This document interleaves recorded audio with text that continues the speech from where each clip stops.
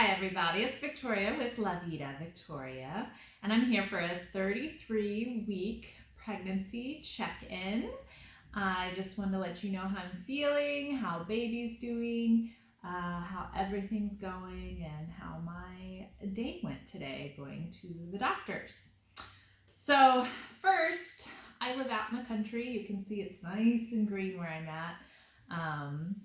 We have some land, so our neighbors are not so close, but that leaves us with the local hospital, and that's about 20 minutes away. That's where I gave birth last time, and I decided never again. No. So I've chosen a new doctor at the best hospital in the area, which is, it can be as quick as an hour, but depending on traffic or if there's an accident, it can be much longer. But it's usually about an hour to hour 15 minutes away. And so I had a very traumatic birth experience. My first go around with the local people. I'll just keep it short and sweet right now. I was induced. I went in to be induced because I had a big baby. That's what the ultrasound said, but now I've learned that those are often very wrong. And then my body just didn't really respond well to all the drugs and the cascading interventions that needed to happen after that. So I pushed for about 3 hours and they cut me off and said, time for emergency C-section, and had my baby, was throwing up during it, shaking afterwards. And then the pediatrician thought something was wrong when it wasn't, and they sent my baby to the NICU at my now current hospital over an hour away. And when they discover that the baby was nice and healthy, there's nothing they can do. The baby still has to be admitted for 48 hours. So as a new mother, it was very disturbing. Not having my baby with me, and they released me a little bit earlier than they probably should have because I was still healing from a C-section, and but they wanted me to be able to be with my baby, and that created all sorts of problems. It made nursing really difficult in the beginning because you can hear listen, it's starting to storm. You can hear the rain. I have the window open. But anyways, so nursing was difficult because they immediately gave him formula and got him used to bottles. And so that was probably a good month to get him used to like normal feeding. But with persistence, we made it happen. And then he became like anti-bottle baby. It's a whole nother story. That in a nutshell is why I'm going to the big city hospital over an hour away. It has the NICU where the local one doesn't, and I'm confident that they are much more competent there, and they have all the gadgets and gizmos. So the best technology you can find for this area. So long drive. And then let's see here. So on the drive, I get to listen to music, or sometimes I play audiobooks. This time it's just music, and Deanie fell right to sleep. It's kind of around his nap time. His nap time is around 1 to 4 in that window. I like to have my appointment in the middle of that so that he'll at least sleep on the way there, sometimes on the way back. And because it is so far away and he's been cooped up in the car seat, as soon as we get there, they have a really nice children's playground in front of the building, so we stopped there. Unfortunately, it was a super hot day, and being pregnant, I couldn't take it that long. I think we were out there for 10 minutes, maybe 15, but I always give myself plenty of time because one time I was running really late, and it's not good with hospitals. If you're like late 3 times, they can deny seeing you ever again. There was an accident on a bridge, and it took me 2 hours to get there, and that was really bad. So I just always leave 2 hours, even though it's not usually necessary. And I just plan on spending a little extra time at the playground. Deanie loves it. It's nice. I'll show you some footage. then let's see here. So once we were at the doctor's office, we always start with an ultrasound, and Dean just loves looking at the ultrasound tech do her little buttons and the screens and stuff. So he's actually really well behaved. I bring the stroller just because it's a long office visit. Seeing an OB at a hospital takes longer. They have a lot of patients. But I actually chose a different doctor for the second pregnancy, and her office closed. So I'm like, well, the hospital's not going to close. So I'm going to go to the OB at the hospital. Then let's see here. So yeah, where was I? I made some notes to try to make this easier for me. So, okay, so on the ultrasound, we saw lots of cool things. First time ever, I didn't see it with my first child, but baby has a ton of hair already. It's 33 weeks. So that's pretty exciting. And baby is faced head down, which is perfect. However, last week he was facing my spine, which is the ideal birthing position, although it's still a little early. They usually don't turn around. However, my doctor said they do rotate in there. So this time he was kind of facing my front / on his side. I think they call that sunny side up. But she said, don't worry about that. When it comes time to actual labor process, they usually rotate and go in right how they're supposed to. So that's still very good. I dropped 1 pound of weight, which is apparently very normal, although every week the baby's getting bigger, so I don't know what that's about. Also, every time you go in, you do a urine sample. All you mamas know this. It's just kind of a hassle when I have a toddler in a stroller and you have to do-si-do everything around. But everything looked good there. It always does. So that's a little bit annoying because now I was advanced maternal age last pregnancy as well, but I'm officially 40. And so I think 2 months or so before they want you coming in every single week, but I have nothing to scare them with other than I had a C-section. That's nothing to be scared about, but like all of my tests always come back really good. My blood pressure's good. My weight gain, they say, is good. Everything's good. Baby's heartbeat's good. So that's wonderful. But I just feel like it's a bit excessive and unnecessary for me to go in every week. But do what I have to do. And while I'm there, I try to make the most of it. And we're right across from a nice mall. And like I said, I live out in the country where there's not a lot there. So if I need to do some shopping, I should probably do it when I'm down at the doctor's. However, I also get weirded out because it's a long day with a toddler out. And we just have a set routine at home, and I don't really like straying from the routine I've decided because it works so well. And but he did really great while we were out. So we went to the mall and I found this. I didn't know they had these. I guess I haven't been to the mall in a long time, like an indoor mall.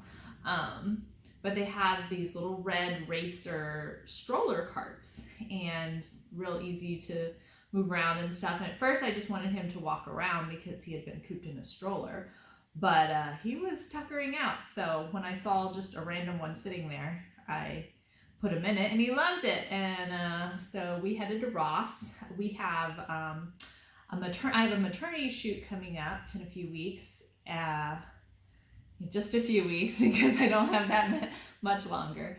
But we're also going to do some family photos, which I'm excited about here on the property.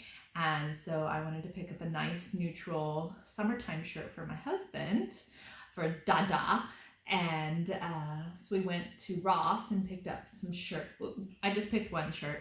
But yeah, so I'm excited. He hasn't tried it on yet, but I'm sure it'll look great on him. And I made sure that he would like it. I actually texted him a photo of 2 different options, and this is the one he picked, so he should like it. So that was fun. And then after that, because it was really hot, I drank all my water. I always bring a giant water container with me. However, I drank it all, and the water fountain by the doctor's office wasn't working, and I'm always like, I don't know what this water is anyways.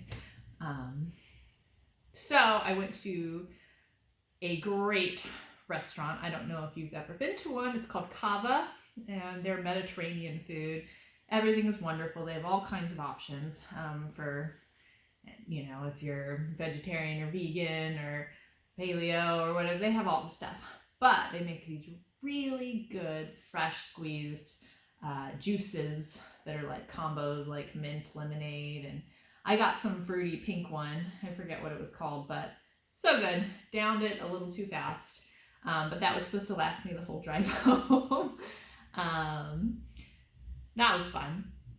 So my symptoms for 33 weeks, you can probably hear it, I'm always out of breath. Like anything that I do, I tire so easy. I walk up the stairs to Dean's room and I have to sit in the little rocker for a little bit before I do anything.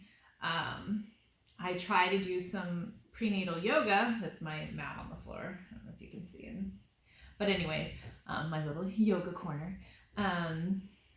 It really tuckers me out. And sometimes when I do a lot of yoga, then I start getting shooting hip pains. So there's nothing much you can do for them. The doctor said that, you know, it's just my hips expanding, normal. I had it last time too, except I think I had it worse last time. Because I'm still mobile. It doesn't stop me from moving around. Mostly I'm just, out of breath even more. I have occasional heartburn at night when I'm like laying lower, so I like to prop myself up a little bit higher, and that helps. Craving everything sweet. I'm pretty much having a little bowl of ice cream at night as a treat every night, which is probably not the healthiest, but it tastes so good. And before that, I was eating cookies. I was making cookies. I want breads. I want pies, pastries. I don't give in to all my sweet cravings, but if they were in front of me, I would eat them all. Another common thing, I have low back pain, which, I mean, that's just what happens when you're carrying a big old belly. Your center of gravity and your weight distribution changes, and everything is putting pressure on your back. So doctor said, you know, take a warm bath. I think 98 degrees is fine when you're pregnant. Or heating pads.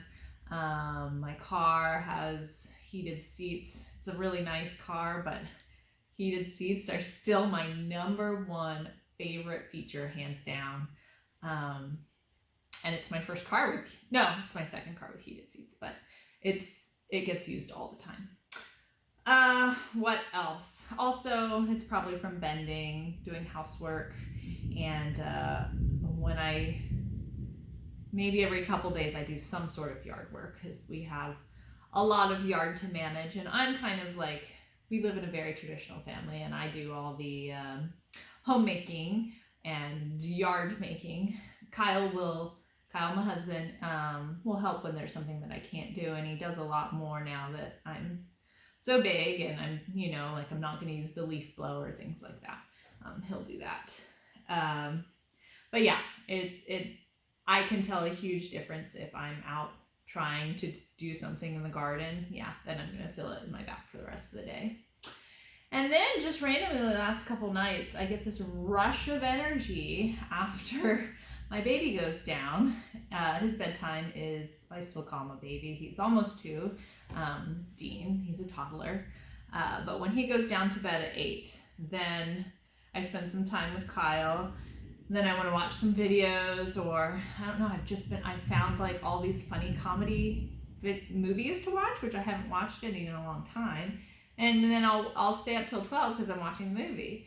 And so I need to get out of that habit, because now during the day I'm extra tired because I cut into my sleep, you know. So that is that. Also, later that day, I checked on my garden. I'll show some footage of that. There was finally something to harvest, which were blackberries, and you'll see it's just overgrown with weeds. And in my second trimester, I was all about the garden. I was sowing so many seeds. I was weeding. It looked beautiful. However, most of those seeds didn't germinate, and I don't know why. It's really hard for me to figure out Northwest Florida gardening, but slowly but surely I'll get it. However, now that I'm in my third trimester, like, I can't manage the weeds. Like, I can't sit there and pull weeds every day. It's just, and you know, once you clear them out, a week later, there's a whole nother generation that popped up, and they grow so fast. So it's a little bit frustrating. I think I just have to realize that maybe I won't have a good garden until next year. I'm not going to let it stop me, and keep trying and see what doesn't work and what does work. And what I have noticed, which works really well with my garden, is when I start seeds, not direct sowing them out there, but in the greenhouse, starting them in little seed trays and then transplanting them. That has worked the best. However, now it is hot summertime, and the greenhouse that we have, the previous owners actually called it the hot house, and it is certainly a hot house. It is like way too hot for anything. I had some stuff in there that all wilted, way too hot. It's like a furnace in there. So you can only really use that, well, all seasons except summer. So I think I should just not be bothering with the gardening right now anyways. Although it's just such a dream of mine to be able to feed my family with, you know, produce that I grow myself, especially with, you know, prices of everything, and just pesticides on everything. And we do have chickens, so that's actually been my most successful thing out here in on our property, is eggs. And we got a second round of chicks this spring, and they're 9 weeks old. When they're about 15 weeks old, they may start laying eggs. So we should finally be able to have enough eggs for our family, because we go through a lot.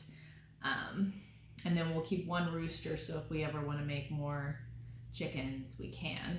We did have a rooster previously, Rhode Island Red. I should do a whole different chicken video, but we'll just say roosters are already notoriously not very friendly, and Rhode Island Reds are like especially bad. And I was afraid for Deanie, because he loves to just run off in the yard, and I like to leave some space and not completely helicopter over him every second. And I was just afraid that the rooster was going to get him, and I'm also terrified of that rooster. So we basically traded him for some eggs, which is like giving him away, because everyone has roosters they don't want, and so someone's going to give him a good home. And he went to a new farm with like 50 new girlfriends. I'm sure he's doing just fine. So, back to being pregnant. I tangented. But yeah, so the only other thing that really happened that today, so this is the day after the doctor's appointment, I woke up with small case of diarrhea, which is very common. However, I've been researching, you know, signs of labor and all this stuff. And that is one side of labor. It does have to be accompanied by several other things. So that on its own is not. But I guess your system tries to clear out everything before it can, at least. And everybody's different, but that is why that can happen. But other than that, like, I have really good pregnancies, so I feel like I should have a really good birth experience. And I'm looking forward to hopefully going into labor spontaneously on my own before my due date. If my due date arrives, all doctors, medical community is not very friendly with letting you wait later. You can, she said, it is my choice, but they try to intervene and do other things. And I would just like to have the normal experience and not be on every single drug and then things go wrong. So fingers crossed. But yeah, I feel pretty good. 33 weeks, 7 more potentially. It's not long now. So I've started putting some stuff together in the nursery. However, baby will not be there for the first 2 to 3 months. I'll keep him down in the master bedroom with me in a bassinet. Especially because last time when I had the C-section, I didn't want to go. You're not supposed to walk upstairs, so I couldn't go upstairs. And so I'm going to keep a lot of his stuff downstairs for the meantime. So I won't do a nursery tour until probably he's 3 months old and he's up there. But that is all for now. Thanks for listening to my stories and seeing how I'm doing. So, ciao for now. I'll see you next time. See you next week. Bye.